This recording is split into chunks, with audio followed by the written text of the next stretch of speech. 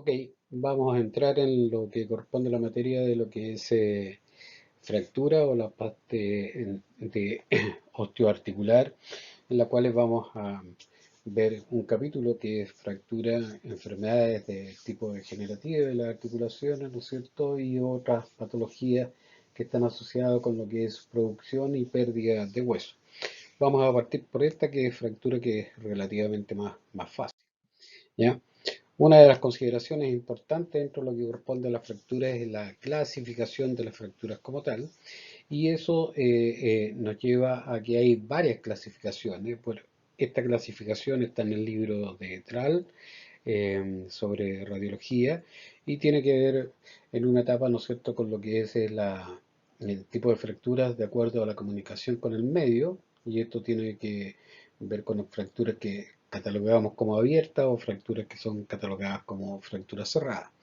También las podemos clasificar de acuerdo a la línea de fractura y podemos tener fracturas completas, pero que de acuerdo a la línea pueden ser de tipo transversales, oblicuas o de tipo esperoidea, o fracturas con minutas, que son con varios segmentos, fracturas múltiples o segmentales, que tienen una pequeña diferencia con las con minutas, y eso lo vamos a visualizar un poquito más adelante.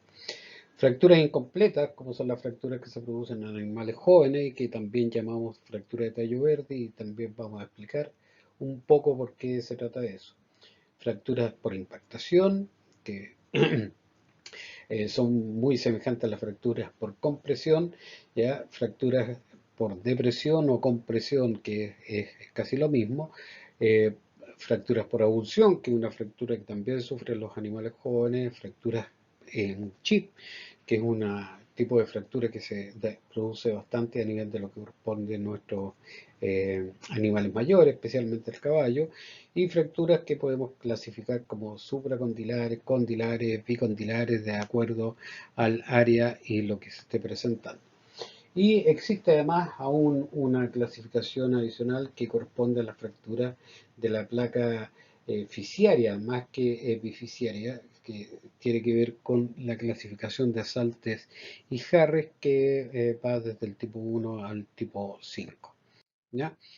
Bueno, el principal concepto que tiene que quedársele grabado, ¿no es cierto?, es que cuando hablamos de fractura estamos hablando de que un hueso se divide en dos corticales. Las dos corticales están lesionadas, ya están fracturadas como tal.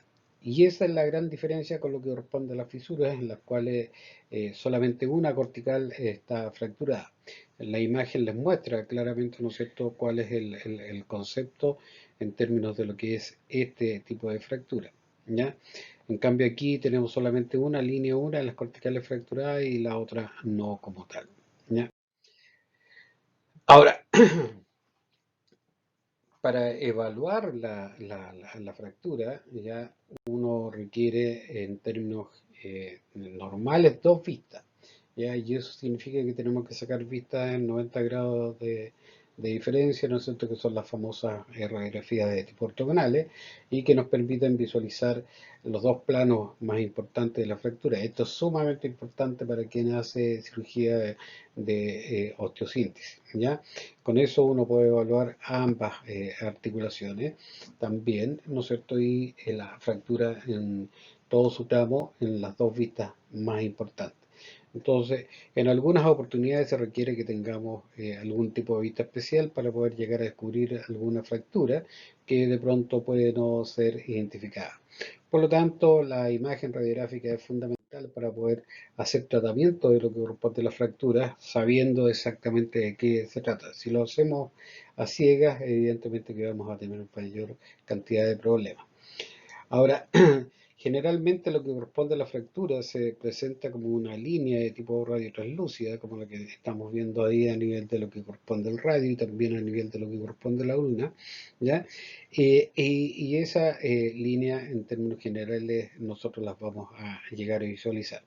Ahora, cuando hay un proceso de reparación y formación de callo, igual ustedes pueden ver las corticales de este hueso, donde estaba la línea de la fractura, en las dos vistas, ¿no es cierto? Lo pueden apreciar.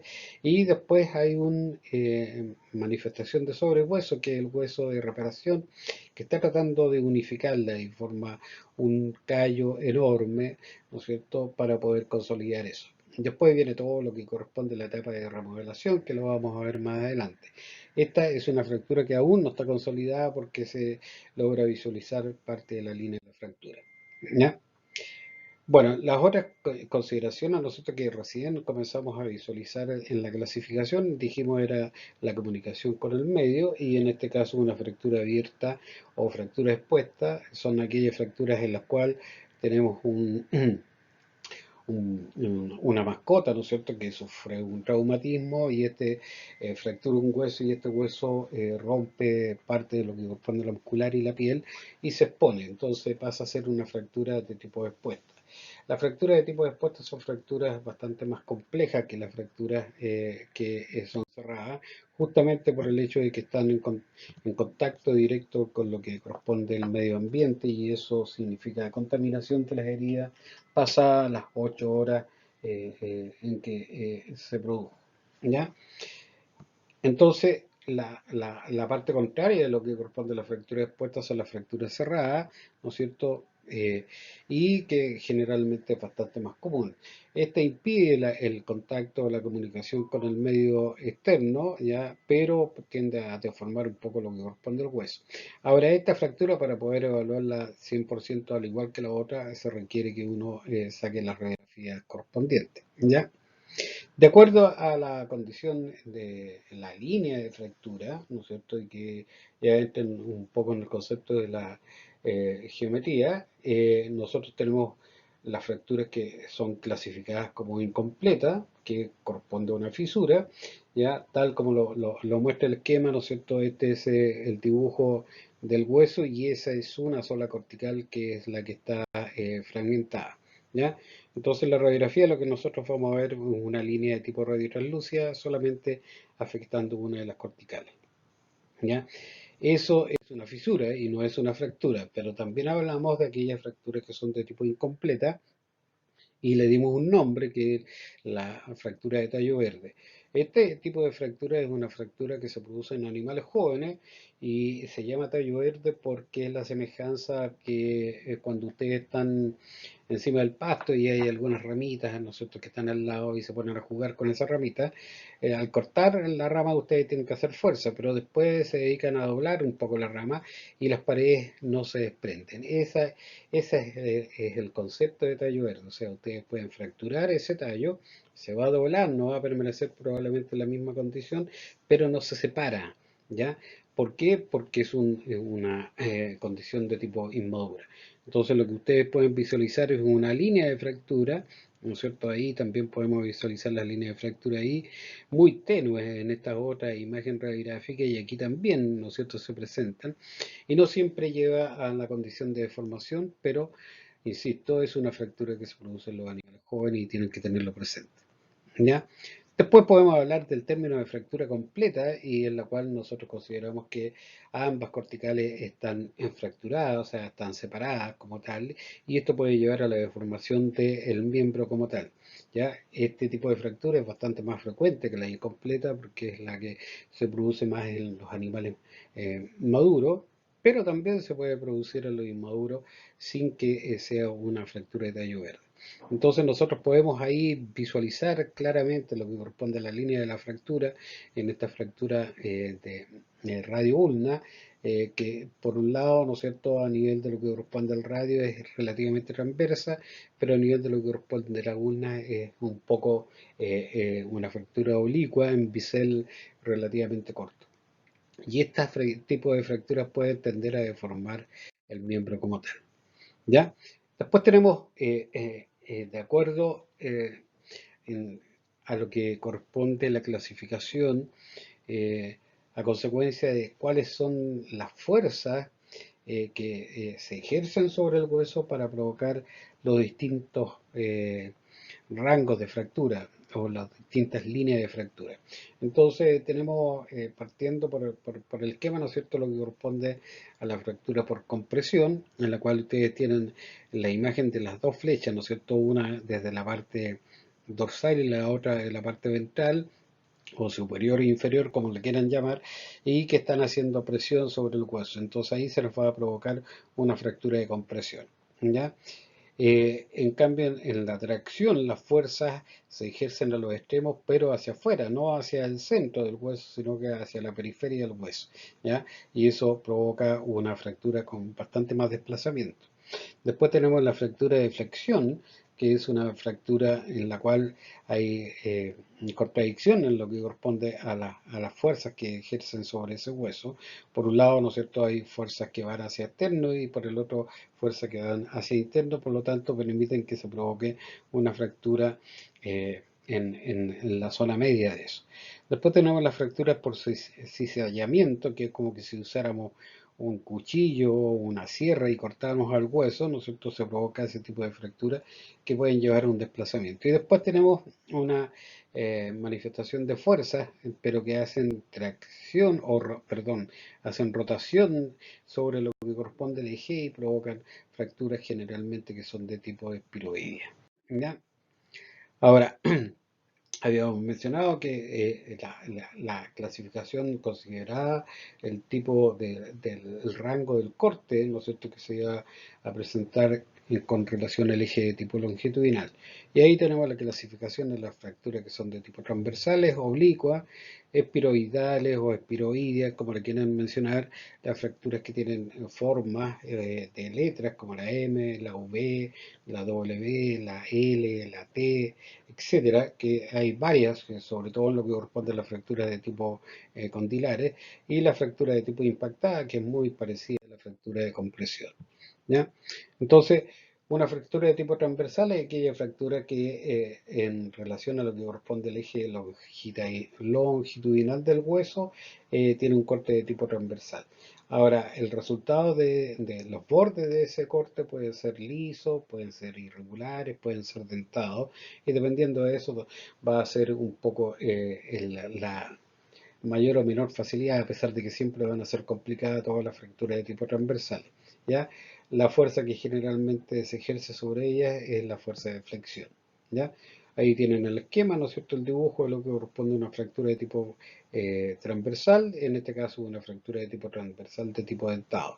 En la radiografía es una fractura de tipo transversal radioulna y con bordes bastante lisos. Después tenemos lo que corresponde a la fractura de tipo oblicua, que es una fractura, ¿no es cierto?, que de acuerdo al esquema o al dibujo, ustedes pueden ver que está con un corte de tipo oblicuo, sin importar lo que corresponde a sus bordes. En este caso los bordes también son de tipo irregulares o dentados, ya que en algo facilita un poco la reparación de esa fractura, ¿ya? Y aquí en la radiografía ustedes pueden visualizar, ¿no es cierto?, una fractura a nivel diaficiario de tipo oblicua, de bisel muy corto del húmero como tal, ¿ya? Entonces eso obliga, sobre todo dependiendo del tipo de hueso, a reparaciones que hay que tener en cuenta para poder eh, evitar las rotaciones. Después tenemos otra fractura que es la espiroidea o espiroidal, ¿no es cierto?, que es una fractura que toma una forma muy especial y que tienen que tenerla presente porque pudieran, eh, si no están acostumbrados, a llegar a confundirla con lo que responde a la fractura oblicua, pero en términos normales no debiera ser así. En este esquema, ¿no es cierto?, tienen una línea continua que está marcando uno de los bordes de lo que corresponde a la fractura, y después tienen una línea de tipo punteada que marca el borde del otro lado. O sea, si no hay mucho desplazamiento, como suele ocurrir en la tibia, cuando solamente está fracturada la tibia y no la fíbula, nosotros alcanzamos a distinguir lo que corresponde a los bordes, tanto el que se ve más claro como el que se ve por dentro, y podemos clasificar como una fractura de tipo espiroidea. Pero en estos otros casos, ¿no es cierto?, es el mismo tipo de fractura, pero aquí hay un poquito más de separación y podemos visualizar la pared del otro lado, ¿no es cierto?, de la fractura de tipo espiroidea, y aquí es porque hay un pequeño grado de movilidad. Ahora, este tipo de fracturas puede provocar daños mayores en el tejido blando porque tiene una forma bastante más usada y son frecuentemente bastante más difíciles de alinear. Y se pueden transformar en fracturas abiertas porque tienen puntas bastante aguzadas, ¿ya? Después tenemos la clasificación de acuerdo a lo que corresponde al número de fragmentos en relación a la fractura. En ese caso tenemos una fractura que podemos clasificar de una fractura simple y que va de la letra A, B y C, porque se supone que es una sola línea de fractura, transversal, oblicua o espiroidea, pero es una sola línea de fractura. Después tenemos lo que corresponde a la clasificación de fracturas múltiples y ya entramos en lo que corresponde a la letra D, porque esto es una fractura, ¿no es cierto?, que tiene tres segmentos, ¿ya? Entonces, multisegmento como tal, ¿ya? Como es lo que corresponde a la letra D. Y después tenemos una fractura conminuta, que es una fractura que se considera multisegmentaria, pero con una importante característica, ¿no es cierto?, que en el fondo permite que todos estos segmentos, si nosotros quisiéramos llegar a unirlos, tienen líneas de comunicación como tal, ¿ya? Son fracturas altamente inestables, las fracturas convolutas, ¿ya? Entonces aquí tenemos, por ejemplo, la presencia de una fractura a nivel de la diáfisis de la tibia conminuta con varios segmentos. Y esto, si nosotros quisiéramos armar el rompecabezas, bueno, todas estas tienen líneas de interconexión entre sí, ¿ya? Aun cuando sean múltiples los fragmentos, están interconectados. Es una fractura que tiene muy mala estabilidad, ¿no es cierto?, en lo que corresponde el proceso de fijación. Generalmente son fracturas a consecuencia de impactos de muy alta energía, ¿ya? Aquí tenemos otro esquema, ¿no?, en el cual tenemos uno, dos, tres, cuatro segmentos, pero en sí ellos tienen líneas de comunicación. ¿Qué es lo que está pasando aquí con la imagen radiográfica? Ya no una radiografía de tipo digital, sino que una radiografía de tipo análoga, en la cual ustedes pueden percibir claramente, ¿no es cierto?, que estamos en presencia de uno, dos, tres, cuatro segmentos, y esto es en la porción distal del húmero, ¿ya? Las fracturas múltiples, ¿no es cierto?, significa que son fracturas que tienen tres o más fragmentos en el mismo hueso, pero la diferencia que tiene este tipo de fractura con las relacionadas en términos de fracturas conminutas es que las líneas no están intercomunicadas. Entonces aquí tenemos un, dos, tres fragmentos claramente bien determinados, ¿ya? No hay línea de conexión entre ellos, ¿ya? Se requiere una buena reducción y una buena fijación para poder solucionar esto. Después tenemos las fracturas por impactación, que es muy difícil de diferenciarla de la compresión, porque es una fractura que tiene casi exactamente el mismo fenómeno, ¿ya? La única cosa que podríamos plantear que las fracturas de impactación generalmente se producen en animales bastante más jóvenes, porque lo que ocurre es que la zona metafisiaria se impacta sobre la zona epifisiaria y hace desaparecer la fisis, ya que es la línea, ¿no es cierto?, que separa estas dos zonas y que es la parte donde hay crecimiento. Entonces los animales jóvenes tenemos este tipo de situación. En cambio, la fractura de compresión, que hace casi exactamente lo mismo, se produce más en los animales que son más viejos, ¿ya? Aquí tenemos una fractura de compresión en la zona que más la solemos ver, ¿no es cierto?, ocurre a nivel de los cuerpos vertebrales. Aquí tienen la imagen de un cuerpo vertebral normal, otro cuerpo vertebral normal, y sufrió una fractura de compresión, como los que está mostrando la imagen radiográfica. Entonces, generalmente ese tipo de fractura se puede producir más a nivel de lo que es la columna. La fractura con depresión es una fractura, ¿no es cierto?, que generalmente no tenemos que no tenemos muy clara, o se pasó y no quiere devolverse, ¿ya?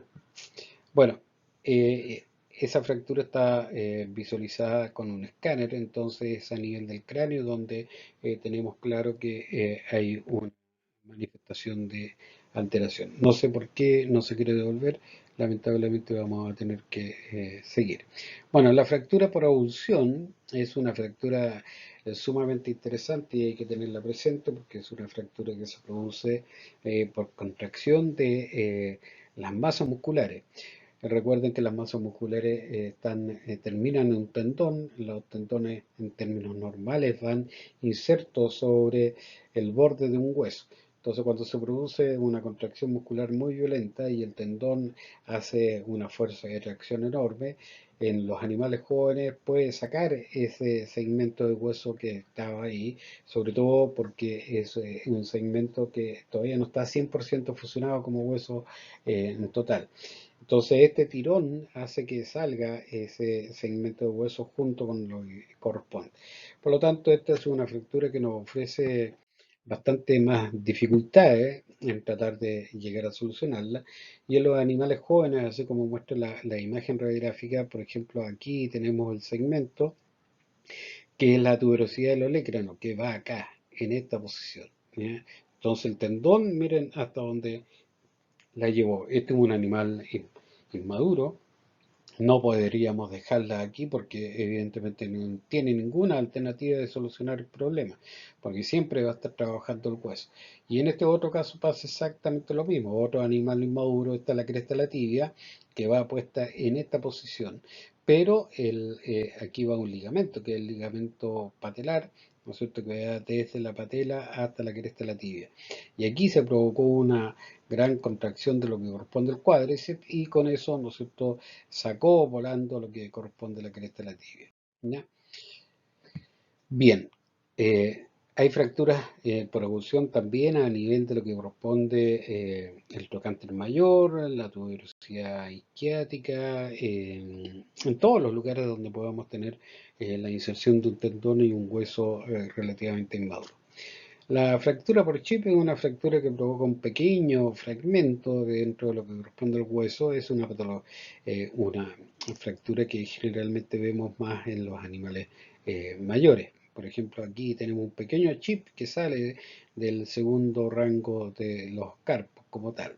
Ya, esto es pero en lo que corresponde a los equinos, sobre todo los equinos de salto que sufren ese tipo de traumatismo, se puede presentar con bastante más facilidad.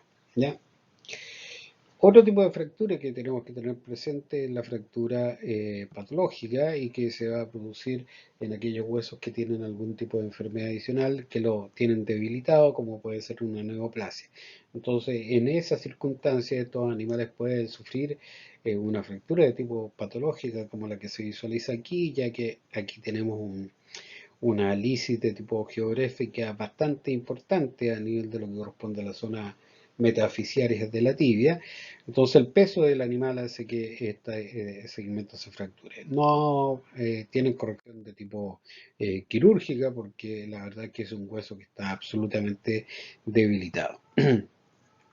También hay una clasificación o por lo menos una lectura en la cual uno hace descripciones de lo que corresponde a la fractura y puede decir de acuerdo a lo que corresponde a la alineación si es una fractura que está con desviación o está sin desviación, se mantiene más o menos el mismo eje de tipo longitudinal.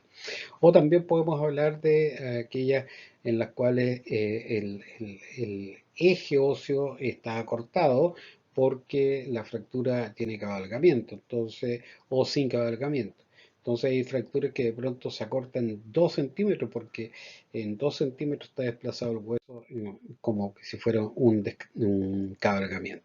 Entonces, por ejemplo, aquí tenemos con desplazamiento, esto es una fractura a nivel de la diáfisis de lo que corresponde al húmero, tiene características de una fractura de tipo de proidia, pero de biseles muy cortos, pero miren lo que corresponde a su grado de desplazamiento.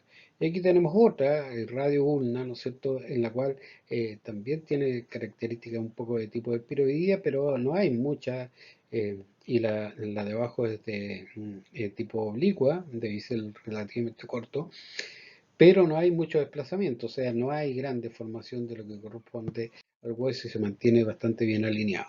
¿Ya? Entonces, Esta otra es una fractura con cabalgamiento y si ustedes ven lo que corresponde al borde de la fractura como tal, este estaría montada por lo menos 1 o 2 centímetros y eso significa su acortamiento. Y sin cabalgamiento significa que no está montado los cabos de lo que corresponde a la fractura, pero igual está desplazado. Esto es una fractura de bisel, ¿no es cierto? Es una fractura oblicua de un bisel bastante largo, pero además de eso es una fractura que tiene un segmento como tal. ¿Ya? Entonces eso es importante que uno lo tenga presente y lo maneje.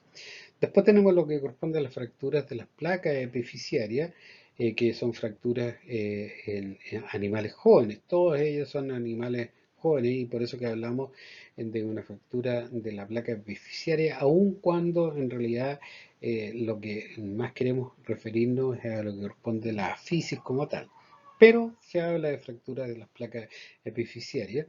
¿Ya? Y aquí ustedes tienen que tener claro que esto corresponde a la zona de la metáfisis, todo esto es metáfisis, la línea radiotranslúcida que aparece ahí es la fisis y lo otro corresponde a la epífisis. Entonces, las fracturas saltes tipo 1 son fracturas a nivel de la fisis. La fisis es la que se separa, ¿ya? Entonces esa es una fractura de tipo 1. La fractura de tipo 2, un segmento de la fisis, pero se lleva un segmento de lo que corresponde a la zona metafisiaria que está fracturada. La tipo 3 es una fractura que también tiene un segmento de la fisis, pero una parte de lo que corresponde a la epífisis. La tipo 4 se lleva un segmento de cada una, se lleva un segmento de la metáfisis, la fisis y la epífisis.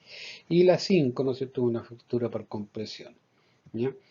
Ahora, esto, insisto, es una clasificación que se hace para los animales jóvenes y en el caso del tipo 1 dijimos que estaba separada la fisis. La fractura más frecuentemente que tenemos en lo que corresponde a la clínica es la fractura que se produce en la fisis entre los cóndilos del fémur, ¿no es cierto?, y el resto del fémur. Esta es una fractura bastante frecuente en los animales jóvenes. Y recuerden que se trata de animales jóvenes como tal. ¿Ya?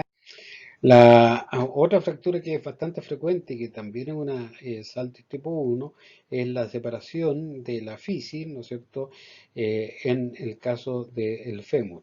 Ya el cuello del fémur se separa de la cabeza del fémur justamente a nivel fisiario. Esto es una pelvis de un felino en que aparte de eso tiene un politraumatismo pélvico, ¿no es cierto? Tiene luxo, fractura sacroiliaca, tiene fractura de las ramas craneales del puy, tiene fractura de la sínfisis pubiana y tiene fractura del isquio, ¿ya? Pero aquí estamos, esta, la que corresponde al fémur, la tenemos que clasificar como una SALTES tipo 1, ¿ya? En las SALTES tipo 2, relativamente más difícil, es muy semejante a la anterior, pero se lleva un pequeño segmento de lo que corresponde a la metáfisis. ¿Ya? Y si uno se fija, bueno, evidentemente que ahí no hay un borde absolutamente liso, sino que un segmento se quedó ahí, ¿ya? O sea, se cortó de lo que corresponde a la metáfisis y se fue, quedó con el otro cabo, ¿ya? Esa es la tipo 2. La tipo 3 es una fractura, ¿no es cierto?, en la cual habíamos mencionado que se fracturaba la fisis y con un segmento de lo que es la epífisis. Esta es una fractura un poco frecuente, ¿ya? Y de hecho no tengo una imagen radiográfica para llegar a mostrarle.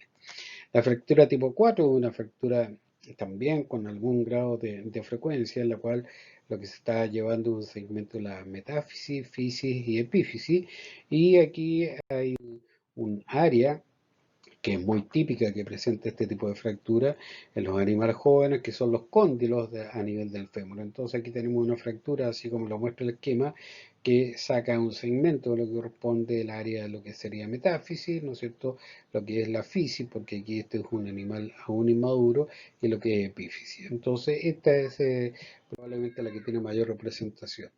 Y la fractura tipo 5, que dijimos que era una fractura de tipo compresiva, bueno, en la cual la metáfisis se mete directamente dentro de lo que corresponde a la epífisis, haciendo desaparecer la fisis, es una fractura que también tiene su grave presencia.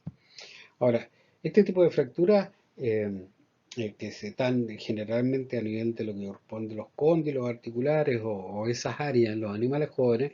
En los animales más viejos ya no hablamos de fisis como tal, sino que se habla de fractura a nivel de la epífisis, porque es la parte más distal de lo que corresponde al hueso, y en esos casos, en los animales maduros, lo que se tiende a separar son los cóndilos, ¿ya? Como tal que en su minuto determinado para ser maduro es la fusión de la metáfisis y la fisis, dejando lo que corresponde a la cicatriz fisiaria. Entonces, en los animales maduros nosotros podemos hablar de estas fracturas a nivel de las epífisis proximales o distales, pero también podemos hablar de lo que corresponde a las fracturas de tipo condilares, ¿ya? Y dependiendo, ¿no es cierto?, del hueso del que estemos hablando, pues, tenemos cóndilos a nivel del húmero, también tenemos cóndilos a nivel del fémur y tenemos algunas manifestaciones de cóndilos a nivel de la tibia como tal. Entonces, cuando nosotros hablamos de estas alteraciones en animales maduros sobre lo que corresponde a los cóndilos, tenemos un sistema de clasificación que nos permite decir si la fractura condilar, ¿no es cierto?, está tomando todos los cóndilos, ¿no es cierto?, si es entre los cóndilos, si es intermedial, si es solamente lateral. Y le vamos dando nombres especiales, ¿no es cierto? Porque podemos hablar, por ejemplo, que si la línea de la fractura está por encima de lo que corresponde a los cóndilos, hablamos de una fractura supracondilia, ¿ya? Si una fractura que tiene como estas características, ¿no es cierto? Los cóndilos están intactos, pero se separó, eso sería una fractura supracondilia. Aun cuando esta es una fractura Saltes tipo 1, también es una fractura de tipo supracondilia, pero aquí cuando hablamos de Saltes tipo 1 es porque es un paciente de tipo inmaduro, ¿ya? Pero podemos hablar de una fractura de supracondilia en un animal que es adulto, ¿ya? O sea, sería más exactamente lo mismo, pero con edades diferentes. Bueno, dentro de lo que corresponde a las fracturas a nivel de los cóndilos, también podemos hablar de fractura intercondilar, ¿no es cierto? Cuando tenemos una fractura que va a separar a los dos cóndilos, ¿no es cierto? Podemos hablar de la intercondilar y supracondilia, ¿no es cierto? Dependiendo de cuánto sea lo que esté dañando. Aquí en este caso es un cóndilo, pero intercondilia, los dos cóndilos, pero intercondilia, los dos cóndilos, pero intercondilia. Y aquí va a tomar la fractura, los nombres especiales, ¿no es cierto? Por ejemplo, esta puede ser una Y, esta podría ser una fractura en T, esta puede ser una fractura en L invertida. Y aquí ustedes pueden visualizar que el área que más tiende a presentar este tipo de alteraciones son los cóndilos del húmero. ¿Ya? Aquí tenemos una fractura en la cual tenemos una intercondilia y tenemos supracondilia, pero con una característica de letra bastante especial. Y aquí tenemos otra, ¿no es cierto?, que es una fractura de tipo condilar, en las cuales está tanto el cóndilo medial como el lateral absolutamente fracturado, y eso nos lleva a que tengamos una clasificación completa dentro de lo que corresponde a todas las letras. Es una fractura que tiene, por decirlo, es una fractura intercondilar, supracondilar, ¿no es cierto? Y además de eso, una fractura de tipo segmentada, ¿eh? Eh, en general, cuando no nos queremos meter tanto en lo que corresponde el proceso de definición y clasificación, estamos hablando de que se trata de una fractura, un politraumatismo como tal. Bueno, pero eso es lo que corresponde un poco a lo que es la clasificación de las fracturas, pero la otra parte que interesa tener presente es lo que son los procesos de reparación. Entonces, el proceso de reparación desde el minuto que se produce el impacto sobre el hueso comienza con una fase de tipo inflamatoria, que es justamente la que va a hacer que se vea el miembro aumentado de tamaño, con dolor, con calor en forma de tipo local. Después que pasa esa primera etapa, pasamos a la fase de reparación, que en sí es como un poco difícil poder llegar a a plantear de que están separadas por tiempo esta fase, porque evidentemente que cuando se produce el proceso inflamatorio, lo que está haciendo es traer células inflamatorias que ayuden en forma rápida al proceso de reparación, y ese proceso de reparación parte justamente ahí mismo, ¿ya? Pero básicamente hablamos del proceso de reparación cuando tenemos la conformación del coágulo y este coágulo trae todos los factores de crecimiento y desarrollo para empezar con el proceso de reparación como tal, ¿ya? Y después tenemos la fase de remodelación, una vez que ha pasado aproximadamente el mes y medio dentro de lo que corresponde a lo que es la fractura, esta fase, ¿no es cierto?, comienza a tratar de volver a poner el hueso en su condición de tipo normal. Ahora, todas estas etapas, ¿no es cierto?, pueden ser detectadas. Hoy día con los equipos de tipo digitales, pues probablemente podamos detectarlo en forma relativamente más temprano, si es que el organismo de nuestro paciente responde en forma relativamente más temprana. Por ejemplo, de 10 a 20, a 20 días es el rango que nos ponemos, la mayoría de las veces son 14 días, dentro de lo que corresponde la formación o el inicio de formación de un callo, ya tanto sea endóstico, o sea, dentro de lo que corresponde al hueso, como perióstico, que es la parte externa de lo que corresponde al hueso.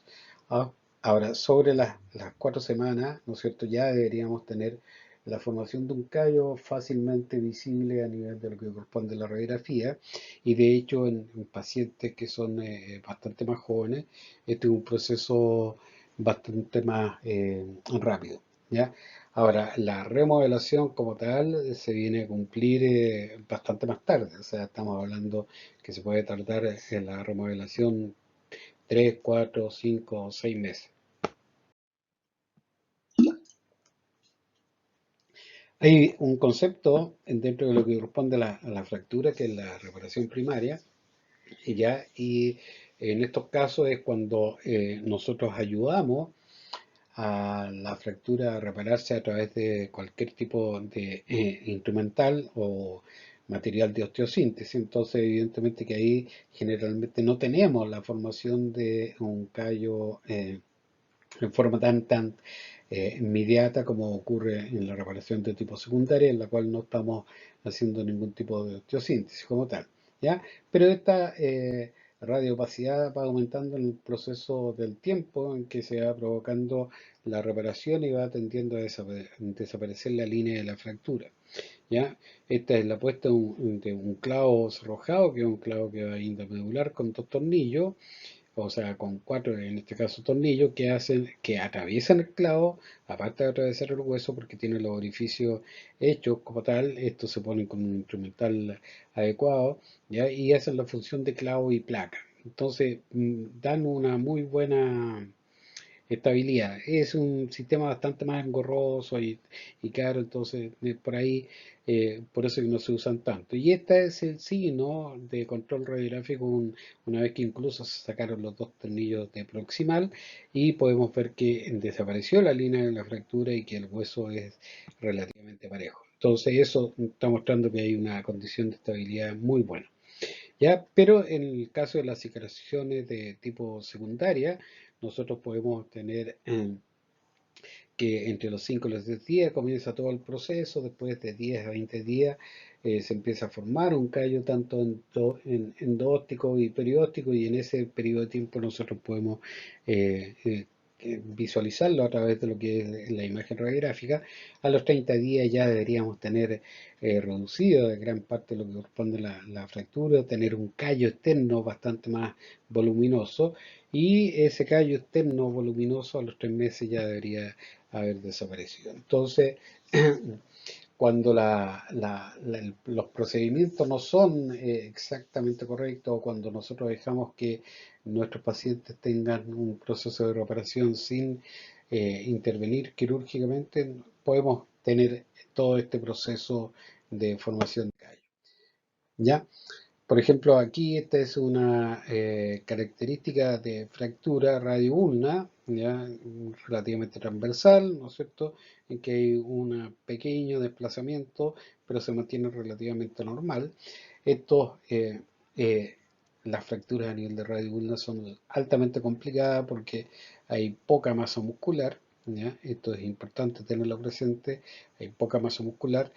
El periósteo, ¿no es cierto?, no es tan rico en lo que corresponde a la irrigación, el canal medular es muy estrecho a nivel de lo que corresponde al radio y más estrecho a nivel de lo que corresponde a la ulna, por lo tanto el daño de la arteria endomedular ósea eh, tiene mayores dificultades para poder repararse y provocar irrigación. Entonces, este es uno de nuestros dolores de cabeza en la parte de osteosíntesis porque generalmente tienden a no formar buenos callos. Bueno, este es un paciente que no fue sometido a un acto de tipo quirúrgico, ya con algún grado de inmovilización por osteosíntesis, sino que se inmovilizó solamente. Y ustedes pueden ver que esto permanece casi exactamente igual como en el inicio, con la única diferencia que aquí hay depósito de calcio a su alrededor que está intentando formar un puente, aun cuando la línea de fractura se mantiene. A nivel de la una hay un poquito menos de alteración, ¿ya? Y esto es un mes después.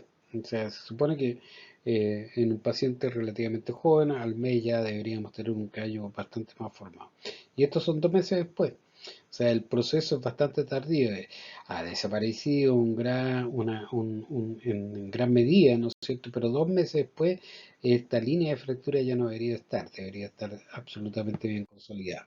Entonces, eso nos lleva a tener ese tipo de dificultades.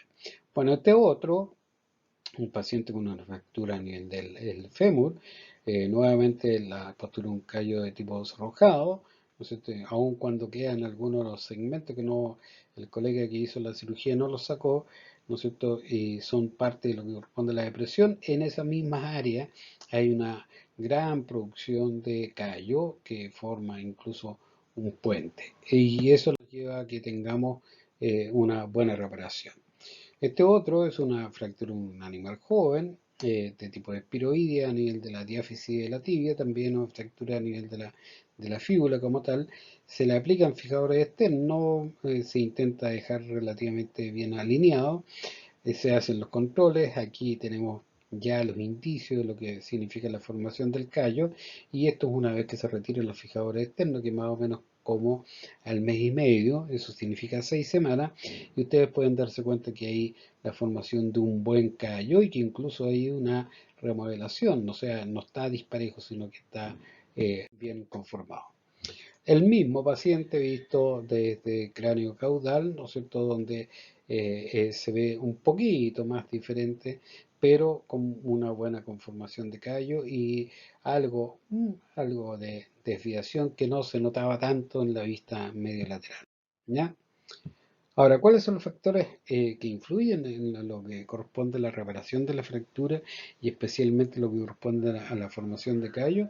Bueno, el primero de todos ellos, ¿no es cierto?, es lo que corresponde a la integridad vascular. Mientras tengamos, ¿no es cierto?, la posibilidad de la reparación de la arteria endomedular y tengamos un periósteo que irrigue bien y una masa muscular que irrigue bien y que quien hace la osteosíntesis en los primeros días deje que el coágulo como tal, ¿no es cierto?, o cuando lo interviene en forma inmediata no saque el coágulo, va a permitir que todos los factores de reparación y los factores de crecimiento que van agolpados dentro de lo que corresponde al coágulo actúen, ¿ya? Lo otro es la localización de la fractura, es sumamente importante porque tenemos que tener presente que dependiendo de el área donde esté, vamos a tener mayor o menor posibilidad de fijarla o mayor o menor posibilidad de usar algún material de osteosíntesis. Si yo tengo una fractura a nivel de la epífisis distal de la tibia, muy cercana a lo que corresponden los maleolos, y no tengo espacio para poder poner un par de tornillos, por ejemplo, y voy a poner una placa, es una situación muy incómoda, entonces dependiendo de eso. También depende del tipo de fractura, una fractura con minuta es una fractura muy inestable para poder llegar a reparar, entonces voy a tener que usar un material especial, voy a tener que usar una placa puenteada para que esto pueda quedar relativamente largo que era, ¿no es cierto? Y los pequeños fragmentos, ¿no es cierto?, que están metidos ahí se integren dentro del coágulo, no se transformen en un secuestro. Bueno, esas son cosas importantes a tener presente. Y eso va a depender del grado de inmovilización que pueda darle yo a esa fractura. Si una fractura con minuta y mis implantes no quedaron absolutamente bien fijos, es un área que tiene mayor tendencia, mayores posibilidades de colapsar como tal, ¿ya? Entonces, eso es sumamente importante. Lo otro es la edad del animal. Un animal joven tiene la capacidad de reparar y lo puede hacer bastante rápido. A los 21 días ya podemos tener cachorros, por ejemplo, que si han quedado bien inmovilizados intentan comenzar a usar su pata como que si no pasara nada, ¿ya? Pero en cambio, si tengo un paciente que tiene 9 años, 10 años, 11 años, evidentemente que voy a tener un problema bastante más serio, que ese paciente forme callo y puede llegar a no tener proceso de reparación nunca. Y lo último es el proceso, o sea, las consideraciones sobre lo que corresponde a la infección. Una fractura expuesta es una fractura de alta peligrosidad, justamente por lo mismo, porque es una fractura que estuvo en contacto con el medio ambiente, por lo tanto, eh, la médula ósea está contaminada y si está contaminada vamos a tener serios conflictos a futuro. Y una osteomelitis, que es la infección del hueso, son procesos absolutamente largos y costosos. La mayoría de las veces son medicamentos de mucho valor y por periodos muy largos, entonces los dueños van a terminar siendo absolutamente eh, reacios a continuar incluso con los tratamientos y le van a echar la culpa a ustedes. Además, justamente hablando de lo que corresponde a los dueños y les van a echar las culpas, ustedes tienen que tener tan clara todos los procesos que si van a hacer una intervención, además tienen que comentarles que existen complicaciones con lo que corresponde a la reparación de la fractura. Y dentro de las complicaciones tenemos lo que se conocen como las enfermedades de la fractura. Una de las enfermedades de la fractura es la mala unión, ¿no es cierto? Otra es la unión tardía, ¿ya? Y la última es la no unión, ¿ya? Aun cuando parecen todas semejantes, bueno, tienen algunas pequeñas diferencias entre sí y eso es lo que vamos a intentar ver. La mala unión, ¿no es cierto?, es una unión que se produce, o sea, se forma un callo como tal, ¿ya? Pero el hueso repara en mala posición, o sea, aquí lo que perdemos, si nosotros tiramos una línea, ya es el eje de ese hueso, entonces nos queda con un ángulo. ¿Ya? Eso es lo que está mostrando esta imagen. Aquí se provocó una fractura a nivel de lo que corresponde el cóndilo, ¿ya? El cóndilo medial de lo que es el húmero, y se desplazó, estando el lateral articulado con la cabeza del radio, pero el otro se tendió a desplazar y se pegó por el lado de lo que corresponde la ulna, y esto impide que tenga una articulación adecuada. En términos generales, eso lleva a lo que nosotros vamos a conocer como EDA o enfermedad degenerativa articular o artritis y artrosis con el paso del tiempo. ¿Ya? Eso es parte de los próximos capítulos. ¿Ya? Entonces, perros que presentan este tipo de patología y que son relativamente jóvenes, donde podríamos esperar a lo mejor en una raza gigante hasta los 2 meses, 12 meses, a lo mejor podríamos llegar a enderezar el hueso como tal y que tenga una buena reparación, pero ya está considerado como una complicación, ¿ya? Unión retardada o unión retrasada es aquella en la cual pasa el tiempo, ¿no es cierto? Y se ha provocado daño tanto del tejido fino, ¿no es cierto? Hay una reducción o fijación incompleta o inadecuada dentro de lo que corresponde a la fractura. También tenemos una alteración de la angulación, pero estas tienden a hacer, estar generalmente en movimiento y les cuesta mucho llegar a pegarse o se pegan en forma inadecuada, ¿ya? Entonces, esto nos lleva a que tengamos un área de tipo inestable y va a tener una unión retardada que puede ser incluso frágil. Podría llegar a pegarse, así como muestra la imagen, pero es como que si estuvieran pegadas con un cemento que no fue capaz de consolidar. Y eso puede llevar a que en un minuto determinado se vuelva a refracturar. ¿Ya? No unión significa que la línea de la fractura como tal no se juntó. Y hay varias alternativas dentro de lo que corresponde a la no unión. Una de ellas es importante tenerla presente en lo que corresponde a las fracturas por avulsión, y por eso que tenemos esta imagen, ¿ya? En la cual esta es una fractura a nivel de lo que corresponde el olecrano como tal, ¿ya? Entre una y el olecrano se partió, y esto tiene un tendón, ya lo habíamos mencionado, que en el caso de los animales jóvenes el tendón se retraía y se llevaba lo que correspondía la tuberosidad del olecrano, que es esto, ¿ya? En este caso, el tendón lo que está tirando es gran parte de lo que corresponde al olecrano, entonces no le va a dar nunca tiempo a que esto forme un callo, ¿ya? Y empieza a tener problemas porque le duele la articulación y hay otros signos de lo que corresponde a la edad. Entonces eso va a formar al final una pseudoartrosis, ¿ya? Entonces esto requiere que se haga reparación.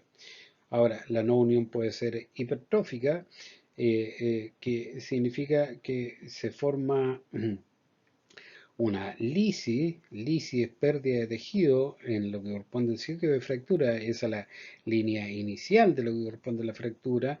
Esto es un control después de 3 semanas, ¿no es cierto?, donde hay algo de intención de reparación, pero la línea de fractura se va haciendo más grande. Un control más tardío se va haciendo cada vez más grande, aun cuando hay intenciones de reparación, y después más grande, o sea, cada vez se va separando más lo que corresponde a la línea, pero sí el hueso intenta reparar. ¿Qué es lo que pasa con ello? Que este intento de reparación al final sella el canal y sella el otro canal, o sea, el canal medular del otro cabo, que son lo que se llama áreas de esclerosis, o sea, esto se transforma en un hueso, se estampila en un hueso, y aquí tenemos una falsa articulación, ¿ya? O sea, no se va a pegar nunca. Si yo quiero hacer un proceso de reparación, tengo que volver a activar el canal medular, esperando que se repare la arteria endomedular y poder poner un sistema de fijación por fuera, ¿no es cierto?, que puede ser una placa con tornillos hoy día, que son tornillos especiales, ¿no es cierto?, que se vean impactados en el área, no tienden a rotar ni nada por el estilo, y que va a ser una compresión dinámica importante.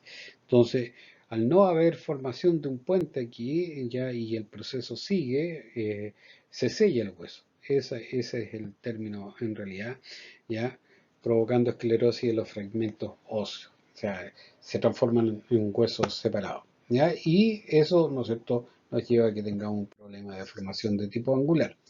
La no unión atrófica es aquella en la cual el área del ICI, ¿no es cierto?, al igual que la anterior, va aumentando, pero aquí es mucho más dramático porque aparte de aumentar el área del ICI, no hay ninguna tendencia a la formación de un callo.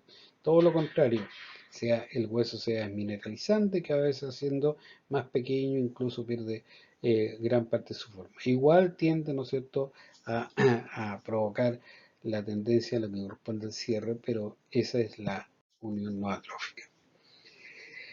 En términos de lo que corresponde a la clasificación de fracturas, así como se los mencionaba en un principio, que son hartas las cantidades de clasificaciones de acuerdo a lo que uno puede estar visualizando, y de pronto hacen un poco enredoso el hecho de tener informes radiográficos, que está cabalgada, que no está cabalgada, que entiende uno por eso, que entiende el otro.